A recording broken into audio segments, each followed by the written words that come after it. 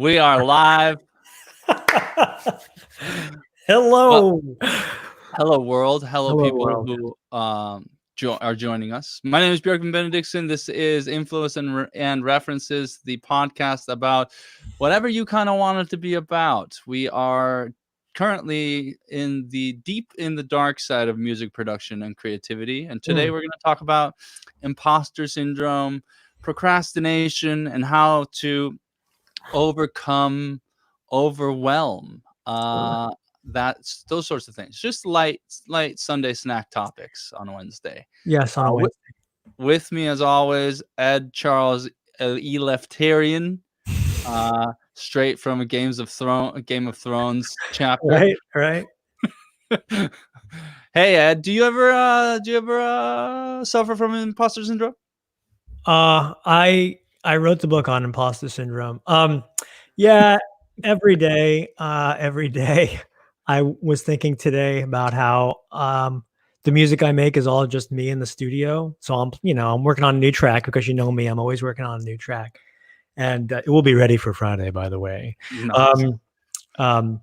And I play all the instruments, right? And I program the drums, and I, do the velocity things and everything to get it sounding real. And I think to myself, I am an imposter. Like, if anyone ever found out, and I just told people, and I'm not alone. Everybody does the same thing.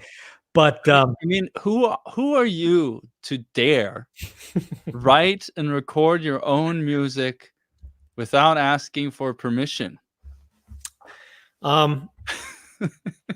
Yeah, there's the big question, right? Yeah. The funny thing is that nobody, you know what I'm going to say. My wife certainly does. She's sitting there on the deck right now where I can't see her, but I'm sure if she's listening, she's like, oh no, don't say it. And Jessica can say it with me. 1, 2, 3. Who cares? Like, who really cares whether I'm, forget it. Who even cares if I'm making music at all? I was going to say if I'm playing the instruments or not playing the instruments, or if I'm playing the drums, or if that's a real trumpet or not. Nick in our group was like, Ed, you play the trumpet, play it, play a real trumpet. Go ahead. And then I did. And I found out that I could do that. But ultimately, I think Nick and I we're the only ones who care, and Jessica, God love her. And you, I think I've got probably a fan in you. Yeah, for sure. But luckily my goals are, attainable, because I'm not trying to be, I don't know, fill in the blank with your famous name. Right. Well, there's a problem with too big of a goal, is that they're not, if they're like too lofty and too unachievable, it's immediately overwhelming to even start. Say a big goal like I'm gonna win a Grammy for best album, right? What a goal, right? How the hell are you supposed to get there? Maybe start small.Maybe that's your mission. Let's not make it a goal. A goal I would put as something that you can achieve realistically in a sort of manageable amount of time, whether that's 6 months or a year. Maybe a year goal is make an album, and then maybe your 7th one will win a Grammy. But the first part is just breaking it down into manageable chunks so that you can actually know what to do now. I tell a lot of students to do sort of, okay, let's take an album for an instance, because this is a music production show and that's an easy thing to do. An album is a compilation of, 10 songs. Let's do average 10 songs. And that means that you have to write 10 songs. And can you write one song a month? Well, it seems like Ed certainly can. And when after 10 months, then you have yourself an album, and then you can focus on releasing that album. But if you break it down into manageable chunks of one song per month, that is achievable and approachable as a goal, or as a milestone. But winning a Grammy and touring the world as a famous person on the cover of Rolling Stone, that's not really something that you can put on a to-do list. Yeah, the last guy who said he wanted to do that and then did it was Bruce Springsteen. And that was in 1975, where he was on the cover of Time and Newsweek at the same time. Right. That hadn't been done before. I don't know if it's been done since. Doesn't really matter. It probably matters to Mr. Springsteen, but that's about it.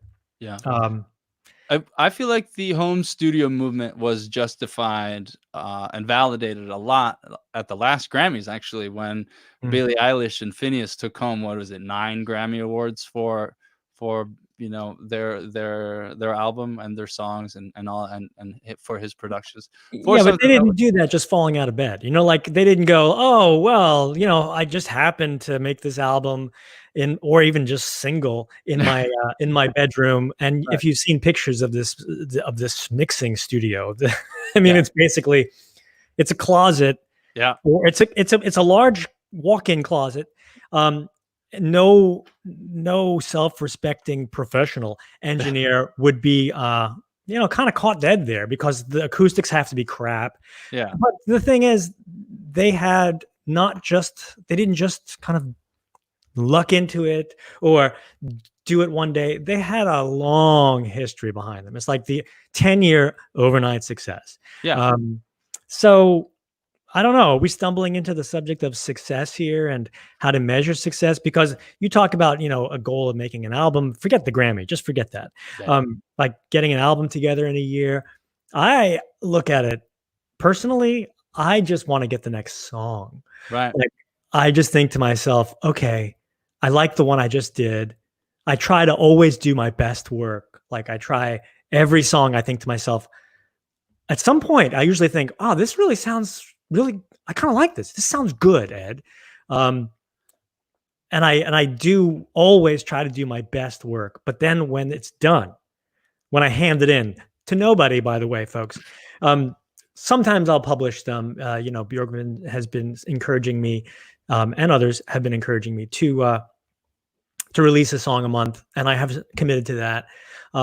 But after it's released, or in the what do you call it, in the baseball, in the the Home circle, home plate? where the batter is, on deck. Yes, On on it. deck. I You don't know. know, I'm foreign. I don't know what baseball is. yes, yes, culturally challenged. Um, I just want to make the next one. I just think to myself, geez, am I ever going to have another melody come out? Am I ever Right. going to have another lyric come out? Right. And then something will happen, or, I'll wake up in the night or whatever, and there it is. Right. And I just off to the races. Yeah. Uh, so in terms of setting attainable goals, I think that is crucial. You Yeah. tell your students that, I'm sure. I certainly tell my students that, and I help practice that with them and say, hey, no, don't, we're not gonna perform the entire play here. We're Right. not even gonna do the scene. We're gonna focus on this speech. Right. That's it. And I use musical analogies. I'll say, are you a musician? And hopefully the actor is. And I'll say, great. Because you didn't learn to play the Star Spangled Banner, let's say. Yeah.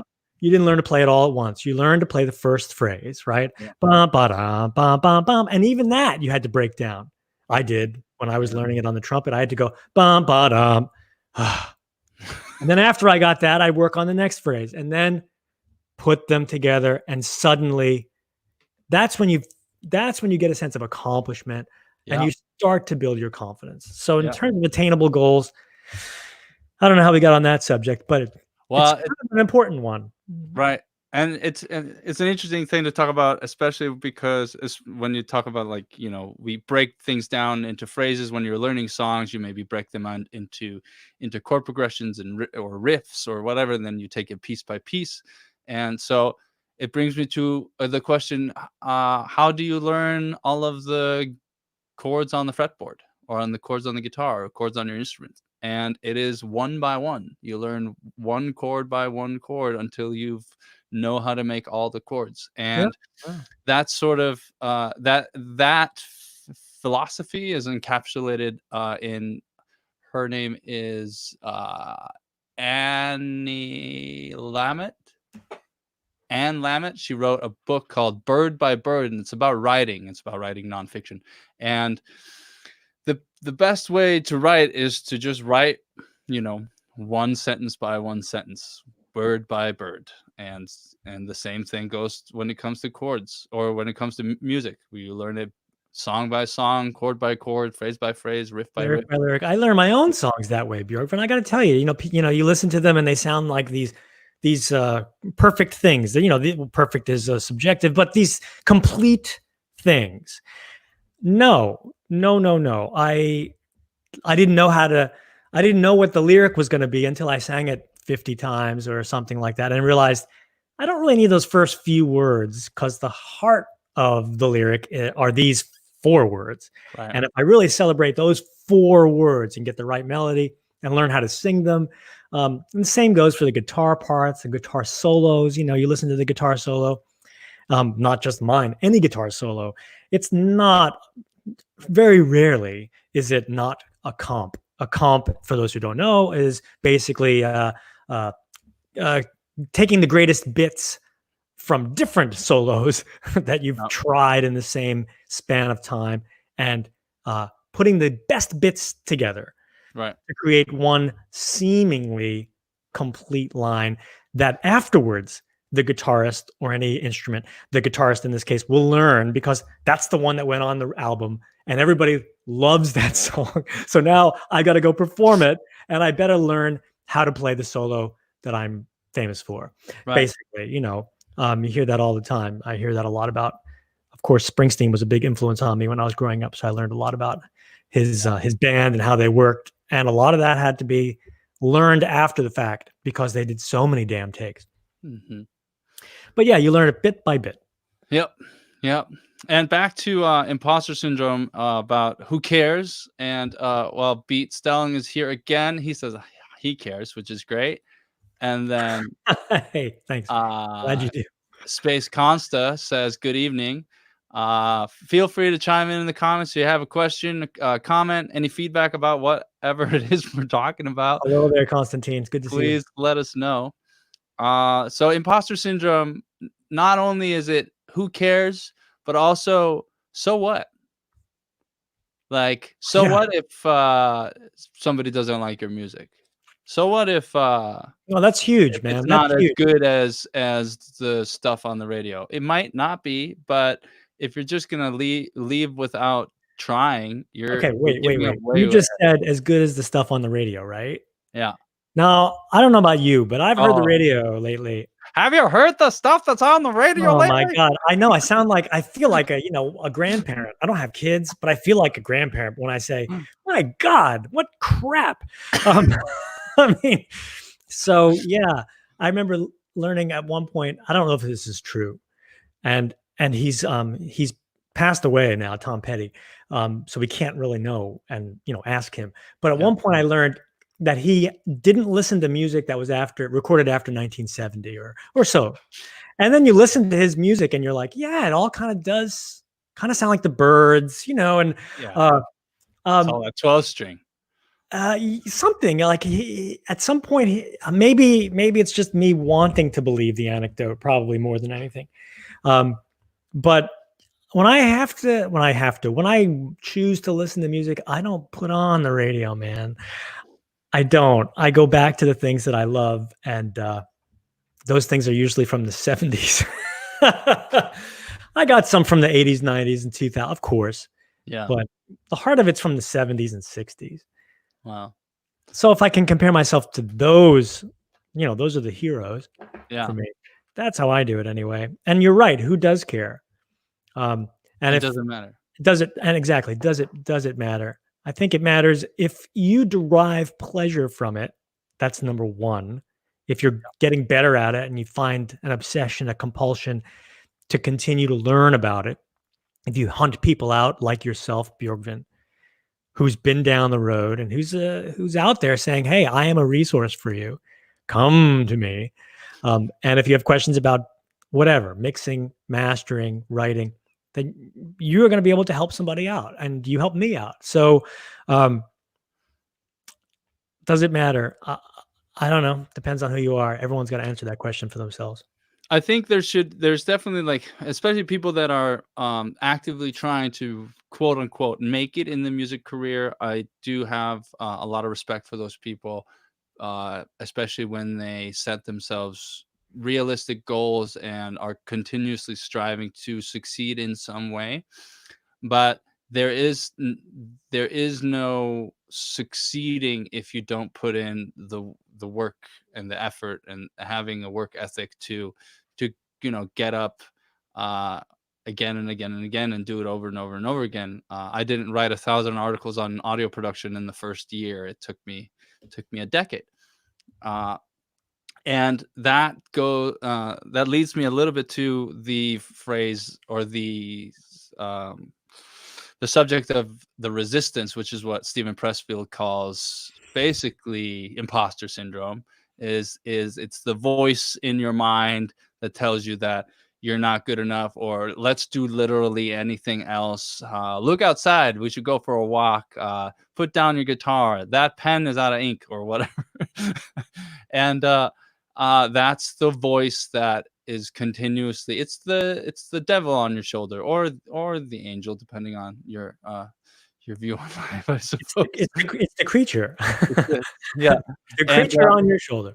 yeah, that's trying to get you to not do a little bit at a time. So the War of Art by Stephen Pressfield is definitely an exceptional book to read, to check out, to sort of get into. It teaches you a great mindset to, well, quote unquote, succeed, whatever that means. And defining your success is an interesting subject to talk about too. What would you say is success for you? Doing what I want to do when I want to do it, roughly. Yeah. The lawn needs to be mowed, but still doing what I want to do when and at the pace that I want to do it, and uh, having a good time doing it. Right. For me, and having somebody, one person besides me, Right. who cares, or Yeah. who I believe cares. I think that just about sums it up for me. It's Yeah. been like that for a long time. I mean, when I had the theater company that I run, when it was kind of in its heyday and I lived in Brooklyn, that was my criteria. Number one, don't work with any assholes. Okay. Number one. Yeah. I'd Good rather work. rule. That's a great rule, folks. For me, I'd rather work with someone who was eager and talented than someone who was just brilliant and a jerk. Yeah. Oh God. Because, you spend how much time in a room with somebody? All that time in the room, all those weeks, all that time. I want to have a good time with that person. So number one was no assholes. Number two was basically, what do I want to do? That means no one else is going to say, Ed, you have to work on X. I've been through that. I tried that and I was not happy with that. So I guess number three then would be keep myself happy and keep myself aware of what was requiring my energy, and was that energy well spent. And for me, well spent had to do with growth, but happiness. Now I'm lucky in the sense that I have a lot of curiosity about a lot of things, and I'm Yeah. very rarely bored. I'm easy to engage. So happiness for me is kind of that act of being engaged in something. Yeah. So I don't know why you're laughing at that, but No. but it's charming to me that you are. It reminds me of a friend of mine. You're basically exactly the opposite of a friend of mine who is having such a hard time during quarantine, because she's a lawyer and all the courts closed. So like her time is limited, and so she's just bored. And I go, well, have you you can read, you can work, you can do this and that. And she's like, I don't. And I just can't put myself in that headspace, because I'm too curious and too sort of overproductive not to find something to do. I can always read another book. I can always write another article, mix another song, create another YouTube video, whatever. Right. Yeah, I'm out in the garden this morning going, oh, I gotta get this soil back in shape because the weekend is coming and it's time to plant. Right. So Yeah, the hours for me, the hours are too few. Um, eh, we all wish we had more time, but I wish I had more time, like in every day, not just oh, my life is in it. No, no, it's not enough hours in the day. Yeah, yeah, yeah. There's everybody's talking about all these shows that they're watching because they have so much time during quarantine, and Yeah. I don't know what, I don't know where all this time is for them, but I tend to spend, if anything, more time on audio issues and on, you know, on reading, and I guess I prefer my Kindle over the Netflix, I suppose. It's more active and it's more difficult to read than to consume video, but I don't want to be a purist or a snob about that. I watch plenty of TV at the same time. Oh yeah, that's decompressing for me at night. It's like Yeah. a couple hours of whatever before bedtime. But yeah. Yeah. Um Alex, his brand Metamind Music says, finding solace in the art of perfecting it made me think, what do you think about achieving perfection in your craft, Ed? I think that's a very dangerous thing. Why why is perfection dangerous? Because it's unattainable. It's like trying to grab a fistful of water. Yeah. You can't do it. You know, go ahead and try it, and then you'll go, "My hand's wet, but where's all the water?" Um, you know, Yeah, it's like an oasis in the desert or an ever moving goalpost. yeah. I mean, and it's good. I mean, chasing that and having the goalposts move. I mean, that's the nature of how you grow. So, I mean, that implies to me anyway the image of growth. So, I don't think that that is inherently bad. Quite the contrary. But I think, and this has happened to me, so I can definitely talk about how the idea of perfection is somehow, sometimes, more often than not, has been an excuse to not start Finish. something else. Mm, Not just finish, but to like go to the next song or the next play or whatever the heck you're going to do, okay. um, the next move. Um, because I'm always trying to perfect this move, whatever that move is. Right.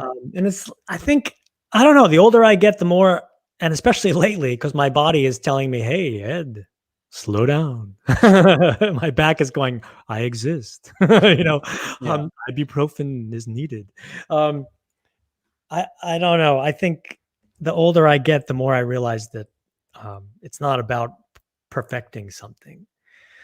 It's enough to do it with kind of integrity and um, focus, and it is gonna be what it's gonna be, whatever that thing is. Like yoga, I've got a friend Tracy who's just dynamite at yoga, and she's um, quite. She's not old, not at all, but she's not a young person, right? She's not in her 20s anymore. Um, and she's amazing at it. And so Jessica and I took one of her, yoga classes during the pandemic, well, which we're still in, folks, by the way. Um, and we did the virtual Zoom yoga. Yeah. And as I was doing it, I'm like, oh yeah, I know these poses, or I know that, but I was not going for perfection. Let's just say that. Right. I was going, this is my body, and this is as far as I'm bending. Yeah. And I have to be okay with that, or I'm going to overstretch, and it's going to be 5 weeks, healing, Right. because I'm not 20 anymore, and 1 week would have done it. Um, so that's what I think about perfection. If that meant anything to you there, Bjorgvin. Yeah. What do No, you think definitely. about I think, I mean, it's perfection is this kind of weird, unattainable thing that it's like we talk about in mixing. A mix is never perfected. It's more like abandoned, or it's like you run out of ideas to try, and then you're like, all right, this is done. I've spent too much time on this anyway. it? And Mhm. good enough is good enough until you're good enough to be better, is what I like to say. Well, the thing is, the more I do something, the more I do it, this mixing, this writing, the more I do it, the better I am inherently getting at it. Like, I have, in addition to the music I write and the plays I direct, I write plays, right? Or I used to anyway. I don't know if I'm going to ever write another one because I don't know that if theater's ever going to return, but whatever. But, but You the do a point puppet show. point is, yeah, man. the hard drive that right now is kind of the fan is spinning on it. So I don't know if you can hear that. I hope not. But it's full of plays that I have abandoned because they failed. These are failed plays and failed songs. And I used to think, oh, what a waste of time. I've wasted this time. Like not just an hour, 2 hours, an afternoon or a weekend, like months, Yeah. months, easily months, if not years. And I learned somewhere along the way that there's no wasted writing. We'll just call it writing. There is Yeah. no wasted writing because all the writing that you do, the months that you abandon, that you fail, gets you to the something that you couldn't have gotten to without all those attempts. Right. The Right. one play, the play that works, or whatever it is, the song that works, that you're like, yes. And then it starts to come easier, like exercise, like swimming. When I first started to learn to swim, bad, just slow swimming, sinking swimming, effort swimming. But now, if I ever get into a pool again, but yeah, I now enjoy the swim. There's little effort in the swim, Yeah. and I can put in a couple of miles without any problems. It You know? becomes muscle memory to a certain extent. Yeah. And I relate to this a lot. There's two thoughts on this. Definitely, like I need to write a couple of paragraphs to maybe get to the paragraph that's actually any good. Uh, I have a folder on Drive that's called Writing that has a bunch of writing that I tend to revisit. But I write it all down. I might not do anything with it now, and I might not do anything with it at all. But sometimes there's sentences or fragments or paragraphs that can be used, and I tend to remember that I may have put something somewhere, and then if I know that something's going to fit, I can go back and put it there. Mhm. And the same thing can be said for songwriters and producers, because a lot of people, might launch their DAW and start writing a song on their computer, and they might have a ton of songs in their what I like to call the hard drive graveyard. There's a bunch of unfinished zombie songs that sort of sit there untouched. But I don't think there's anything wrong with that, as long as you select songs occasionally that you are actually going to finish. If you're never going to finish anything, that's one thing. I don't think that that's necessarily the way to go. But there's nothing wrong with dabbling with ideas, because you might come back to it later. That idea might lead you to something else that then becomes a finished song, because sometimes you have to write yourself through the shitty songs to get to the good ones. Mhm. Yeah, my phone, my my iPhone here is full. The audio, the little recorder in there is full of songs that don't have lyrics. Right. Like I make notes. Like the name of the song is not called whatever, Blue Sky or something. It's called Completed in E minor. Needs lyrics. you know, um, and and they just sit there because luckily I'll have another song come out of me. But on the days when I don't, or on the days when you're talking about writer's block, like last week we talked about writer's block. Yeah. Yeah. Go This- back to episode 3, last one. Watch the replay if you want to listen to us talk about how we overcome writer's block and some other overwhelming things that all creatives tend to deal with. So check that out. But sorry, I interrupted. No.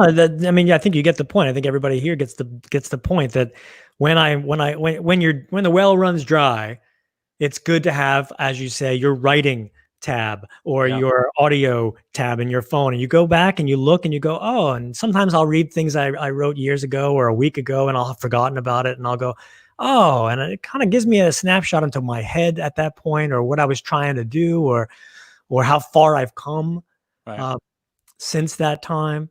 Um, developing your own voice is something that artists need to learn how to do. And I think artists learn how to do that by first imitating other voices. And then over time and through imitation and confidence and growth, you start, you'll go back to those early attempts and you can hear, I really have come a long way between when I was first kind of dipping my toe into this. Yeah. And now, when I kind of feel like, well, I didn't have any listeners back then. I don't have very many listeners now, but I have changed and grown much more than anyone will have ever noticed except me. And it is kind of all about you, this subject. It is. Yeah. Yeah. If you want, Uh-oh. if you want to go in a time machine and read my writing from 10 years ago, this is the first iteration of Audio Issues. Is audiotipday.wordpress.com. Audio tip day. Audio tip a day. So Oh, audio tip a day. yeah. Wow. It So sounds like an Irish song.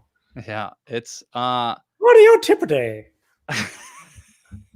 so that's well, obviously that is slightly frightening and to even share, but I I put it out there just to see that if you're comparing yourself to people that are 10 years more successful than you, or more advanced, or more seasoned, or what have you, uh, you're gonna have to start where they were 10 years ago, and then you can go from there. You can't.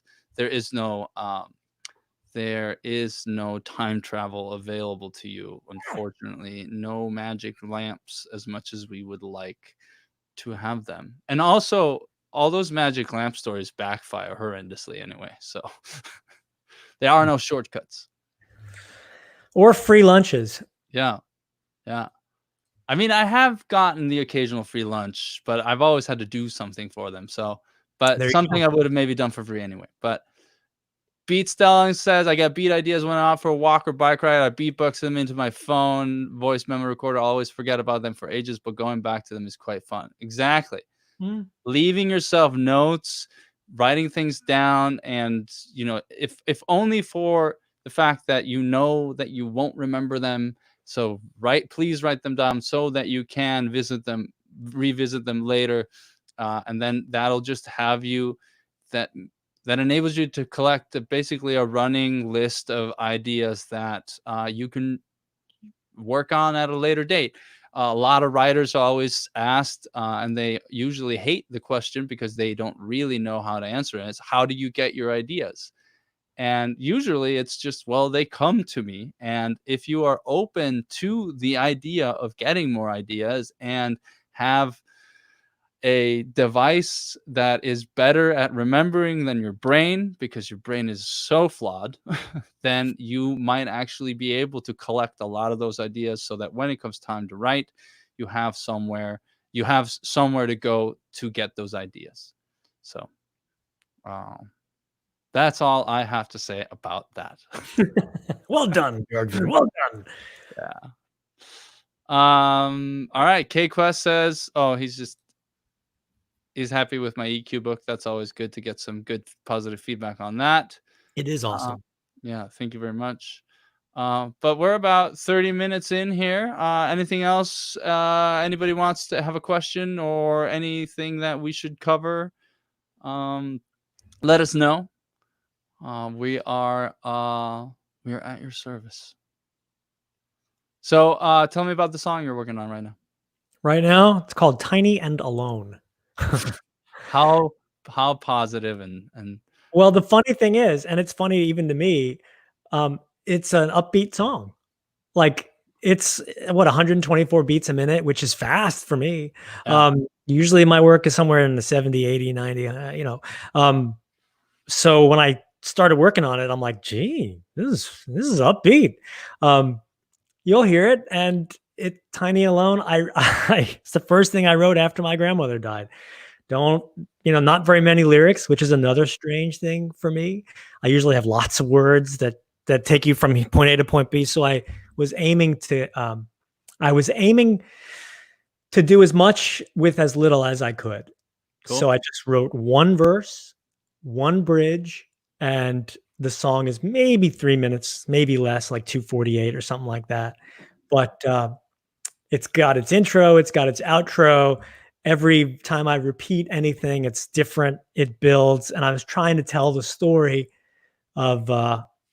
It's basically the story of when you feel tiny and alone. My hand is in your hand, so squeeze it if you can't. If you can't see it and you don't, just squeeze it, and you'll know that I haven't let it go. I'm still here. Yeah. And that's basically, that was the idea. I don't know where it came from. You were saying, where did the idea come from? I was, very, very, very sad, still very sad about grandma's passing. Yeah. We just buried her yesterday, which is where I was when you were writing to me. You were texting to me, and I'm like, I'm at a cemetery, and it was not a good time. Yeah. But after she died, I came back home, and tiny. She was only 4'11" on her. When I was a young boy, so that was like her height. Yeah. Yeah. As she had shrunk considerably, but especially at the end, which we could only watch through the glass because she was in a nursing home. And we were lucky enough we could actually look through the glass. She wasn't on like a second floor or something. Yeah. And I remember watching her pass away. And I think we even, the people who were with me were saying, "Man, she looks so small." And she was all alone, in that room. And so tiny and alone kind of stuck in my head. And I came back home, and before I went to bed that night, I just wrote whatever words are in my head. And it was, less than 50 words, I think, less than even 30 words. And I didn't think about it. Wasn't judging it. Wasn't in the mood to judge or try to do anything. And that was it. I closed the laptop and came back to it. I don't know how many days later. And I do what I usually do. I grab my guitar. I hit the first, whatever chord that came out. And I started hearing it. And, I started working on it. And half hour later, it was done. And then it was been perfection syndrome, trying to get the EQ right on the voice, which is just a little too something or other, you know how it is. But that's that song. That's what that song's about. And that's where that song came from. And maybe I'll release it and we can talk about it in more detail, or people can write what they think about it or not. I mean, not many people do. Yeah, definitely leave us a comment about what you want us to talk about next. Oh, Space Consta asks that imposter syndrome book you wrote, where can we get it? Well, I think you were just joking about that. You didn't actually write the book on imposter syndrome, but if you want a book on imposter syndrome, I would recommend The War of Art by Stephen Pressfield. It's a great start. Kenneth Jackson says, in the cookie cutter world of music, could you talk about keeping spontaneity in your music creations? Originality is not always original when you're asked to sound like someone else. I'm sorry that you're being asked to sound like someone else, Kenneth. I get it. I totally get it, of course.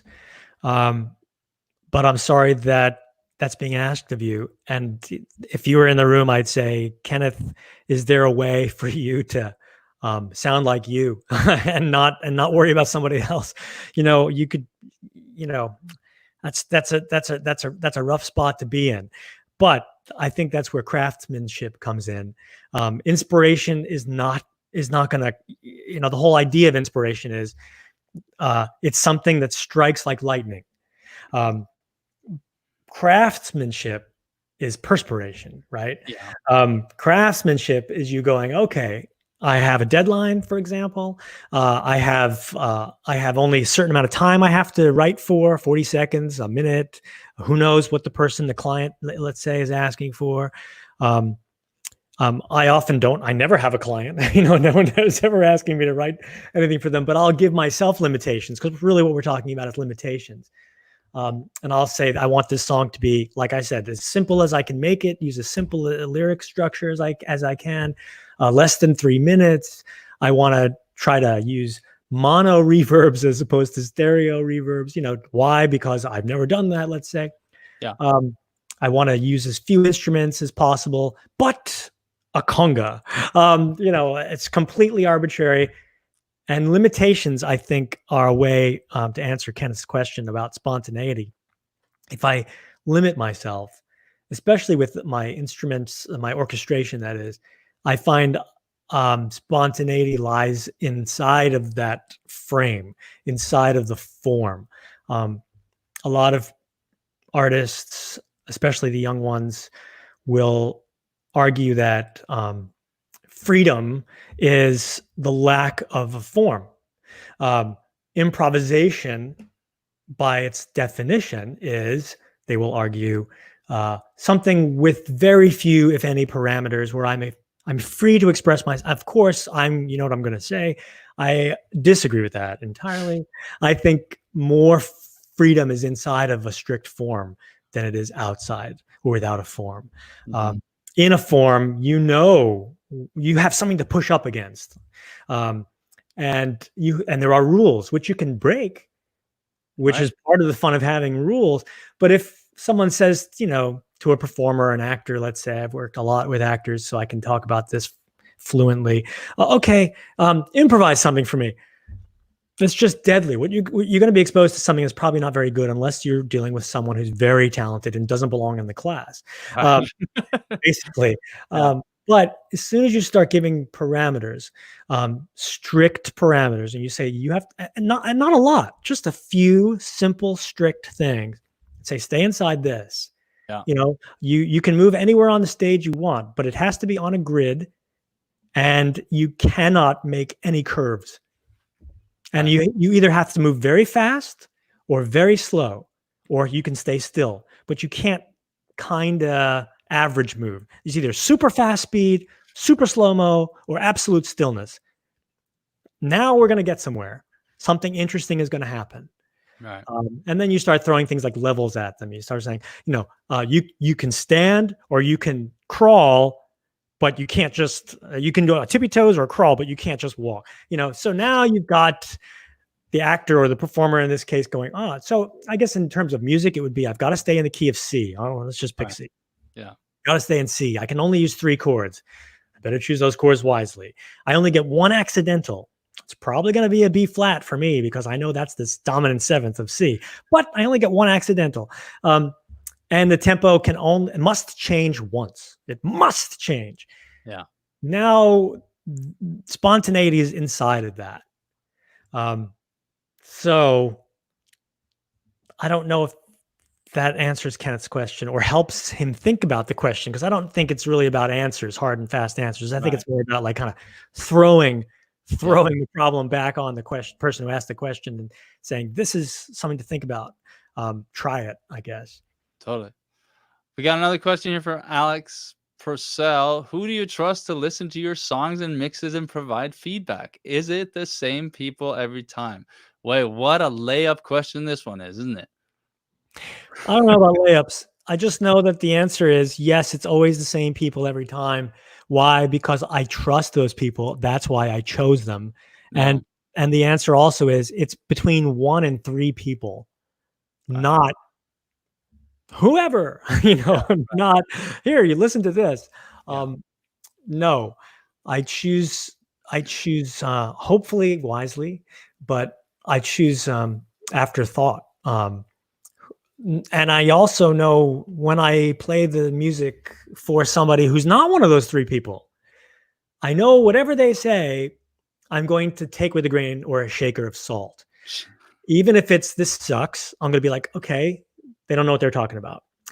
This is the greatest thing. Okay, they don't know what they're talking about. So, I'm sharing it with those people more because of my relationship with those people, let's say. But the ones who I'm going to listen to, the Bjorgvins, like Bjorgvin is one of those people for me. I will send it to him and I trust that he's going to say to me, you got the problem at this frequency, or you've got a problem with your dynamics, or this hook doesn't work, or something. And if he tells me something, good or bad, I trust him because I know he has a track record, because I know I have a relationship with him, because so much of the bullshit, which is really ego, is not there as much as it was when we first met. When people first meet, of course, there's always the dance of like my turf, your turf. There's no acrimony, but there is a sense of I am me, and I want to be me, and I want you to see my fingerprints or something like that. That's human nature. But if you can get past that, if you can get past the crap that we humans have to go through to get to a deeper level of comfort trust, understanding, Yeah. and There's just communication, you know? there are 3 levels when it comes to, especially when it comes to group dynamics, when you need to work together. There's this concept of the storming, norming, and performing. I don't know if you've heard of this at all. So storming is when, you have a group, nobody knows each other, so they're all sort of circling, trying to figure each other out, right? Mhm, And then, the longer you are in the classroom, they become your classmates, right? mhm, So you're mhm, like, okay, all right, like this guy is cool, that guy is a jerk, whatever, right? So mhm, you kind of pick your people, and then performing is when you maybe join or start a group together, whatever that is for, a writing group, a band, etc. Right? That's when you start performing together as a group, as an entity, and that's where performing comes in. mhm. But to follow up on Alex's question, there is me and Ed do this very regular thing called Feedback Friday inside the Audio Issues Insiders group that actually is opening up next week.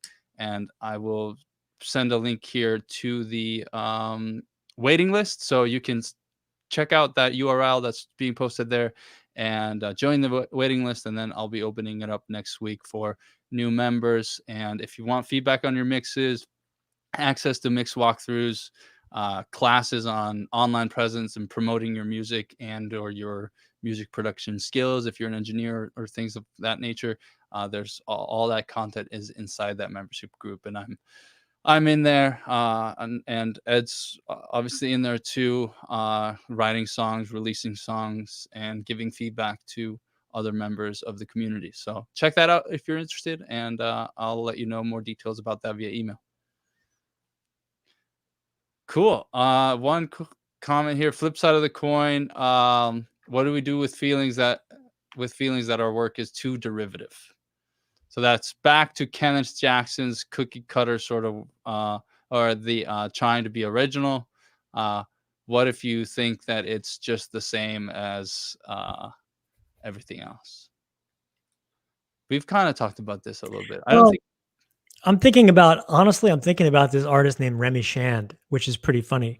Um, I don't know if you know Remy Shand or not. Not, He wrote an album called The Way I Feel, which I think won the Grammy for Best R&B album when it came out back in, I don't know, geez, when, over a decade ago. And he only did that one album. It was for Motown, I believe, is the label.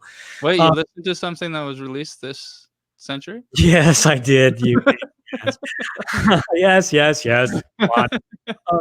But it sounds like it was released in the 70s. See, um, and I'm thinking of him because his work is it's a dynamite album. Every song is great on that album. He plays everything himself. He wrote it all himself. And why was I thinking of him when the question of derivative came up? Now, this is not an insult to Remy Shand, not at all. Quite the contrary, because his music reminds me, I think I found him by Lewis Taylor. Now, Lewis Taylor is an artist who I love very much, who is also this kind of blue-eyed soul, is the way that they describe it. And I'm sure if he's listening right now, he's rolling his eyes going, God damn it. Because it's not just blue-eyed. So are you kidding me? No. Listen to Lewis Taylor if you don't know what I'm talking about. And Lewis Taylor's work got me into Remy Shand's work, which sounds like Lewis Taylor's work. And D'Angelo's album Voodoo came out in the 90s. I think it came out in 2000 after he really, well, he listened to a lot of things, but he definitely listened to Lewis Taylor's first album called Lewis. Because there are things from that album, Lewis, that D'Angelo totally, or his producer, no, D'Angelo, I wouldn't say he ripped it off, but he totally knew about it. Yeah. And he stole that idea and he borrowed it and he made it his own. But I think what I'm talking, this question of derivative is a very thorny question, because derivative, it's like being influenced by an artist to the point where you worship the artist and you don't bring yourself to the work. If you bring yourself to the work, derivative is not the question. This thing that someone might say you're being derivative, your work is derivative, It's not, if you bring yourself to it, it's an inspiration. So I don't know. If I someone think is saying your work is derivative, then I would say, ask yourself who's saying that to you. You know, right. is this someone like, Bjorgvin? If Bjorgvin said, Ed, your work is derivative, I would really sit down and listen to him, because I'd be like, okay, I trust this guy. If That someone would else be said your work is very derivative, hard I'd for be me like, to do. okay, who am I talking to here? Who is this person? But a lot of it is also like you can copy and emulate, but as long as you stay true to who you are and are trying to like put your voice into it, it's not gonna be a copy. Uh, like does Desire by U2 sound like Bo Diddley? Yeah, it maybe has the same riff or Mhm, maybe has the same sort of feel, but is it squarely U2? Absolutely. mhm. Does Last Night by the Strokes have the same almost guitar riff as American Girl by Tom Petty? Almost identical, but are those the same song? Not at all. Not Mhm. Hall& and Oates' entire career comes out of the, like the Delphonics, the Philadelphia soul scene. And you're gonna say Hall& and Oates is derivative of that? No, no, clearly influenced right. without a question. And they're happy to celebrate that. Yeah. Um, but not derivative at all. I think derivative is, I don't know. It's like an artist who's an artist for the wrong reasons.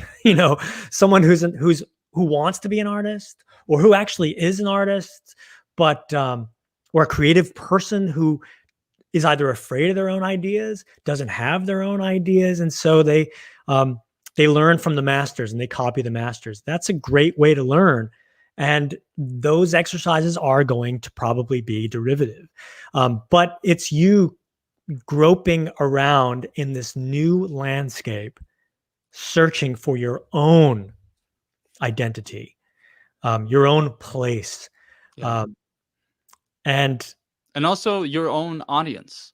The people that you might reach are not necessarily the same people that the bands you are inspired by have reached. There's always new people listening to music, and there's so much music out there, and you have no idea what people have already listened to and what people like or dislike. You have sort of a little bit of a duty towards like for yourself to actually, if you start being derivative, you should start at least creating the music and releasing it before you start judging yourself, because I'm also wondering, is the only person that's calling your music derivative yourself? yeah, Because if that's the that's case, it. all right, yeah, absolutely. I Yeah. mean, I was just looking at Tyler's question, and he says, not what about if our work is too derivative? It's what do we do with feelings Yeah. that our work is derivative? This is your own personal, this is your own outlook. Yeah, if that's the case, I say prove it. And here's how you do. Here's how you prove it. You lean into it. Leaning into it means make the problem your solution, Right. right? This is a great trick. If you can figure out how to do this every time you have a problem, Yeah. you're gonna go, ha, I know the solution. The If the obstacle is problem in the way. is, if Yeah. the problem is my work is too derivative, or I feel like it is, then you should say, okay, fine. I'm going to choose my favorite song or whatever, choose your favorite artist, your favorite song, and say, I'm going to copy that sucker. I'm going to redo it. I'm going to produce it again and exactly as I can. And after that's over, ask yourself, did I succeed? Is it note for note? Is it their work, but with my name? If that's the case, yeah, that's derivative. But otherwise, I think what you're going to learn is, no, I can't do that. Even if that's my goal, it's not going to be able to happen. And you're going to end up someplace very different than where you began. Right. Um, Yeah, you might find yourself halfway through the project and going like, "Well, what if I change the melody here a little bit? mhm, What if I add a bridge? mhm. What if the chorus is the verse or whatever?" Uh, and then you're in creation mode and knock Yeah, yourself you're out off and to the have fun. races. Exactly, exactly. Knock yourself out. I mean, you are in creation mode there. That's Yeah, exactly right. yeah. So, and at that point, you're just inspired. You just created something new that was inspired by something you loved, and there's nothing wrong with that, Right. right? Well, that was fun. I keep thinking of the Rolling Stones too. I'm like, derivative. The Rolling Stones. I mean, listen to early Stones. Was anyone asking them, are you derivative of the entire American blues scene?" Um, Yeah, right, right. or Led Zeppelin. Yeah, Yeah, no, no. I would say lean into derivative, man, yeah. because that might actually be a compliment, you know? Yeah. Um, Make the problem your solution is a great piece of advice.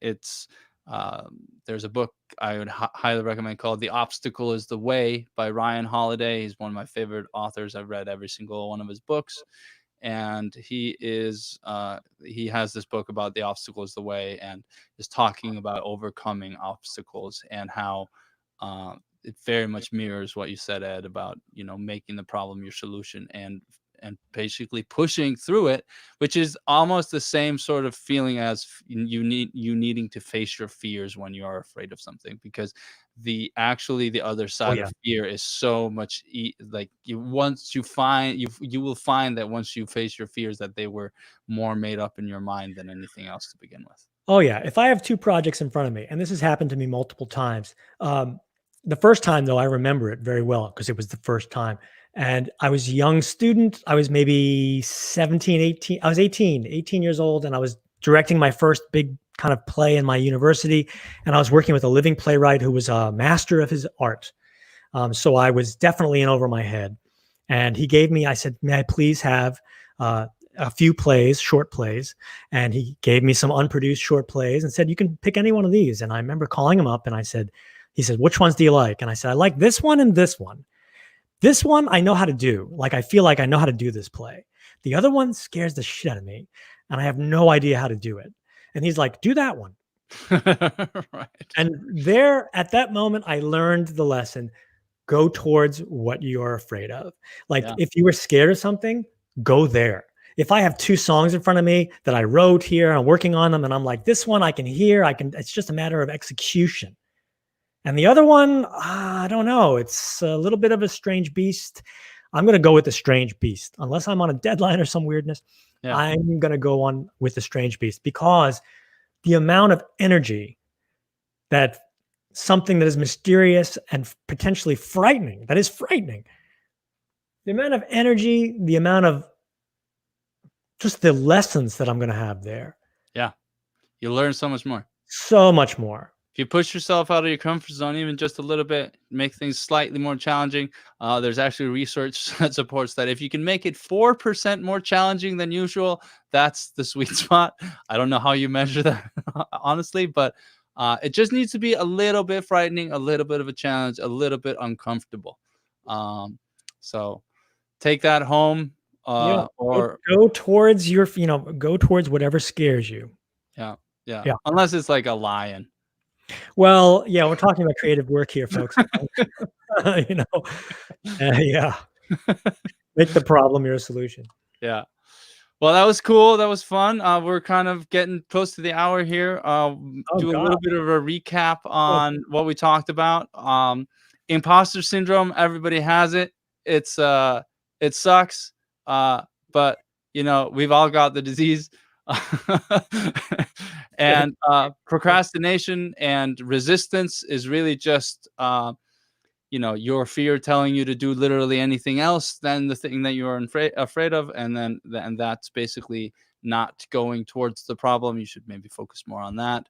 um, and and if you just take things one thing at a time, one song at a time, one page at a time, one paragraph at a time, then you slowly build momentum to a point where you're running. So that's it for us today at influences and references. This was wasted a the completely good hour. Another completely good hour. But this thanks for this being here, whoever yeah, was. Appreciate it, and your questions really help steer. Obviously, help steer our conversation, and we appreciate that. So, thank you. yeah, this was fun.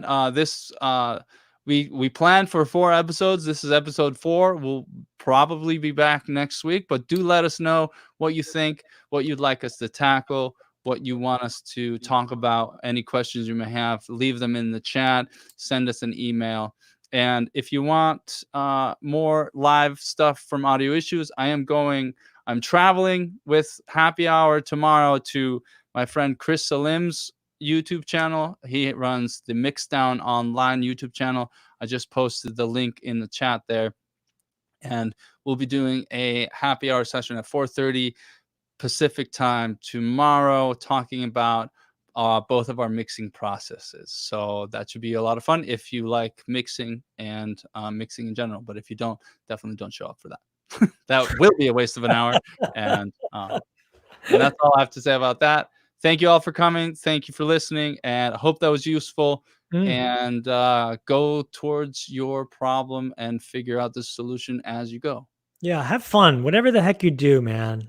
Don't Yeah. got a lot of time on this planet. So whatever you do, have fun with it, please. Enjoy yourself. Yeah. Right? It'll make you a nicer person. Everybody around you will be so happy. They'll be like, gee, I don't know why he's in a good mood, but I'm so happy that he is. Yeah. You know? Yeah.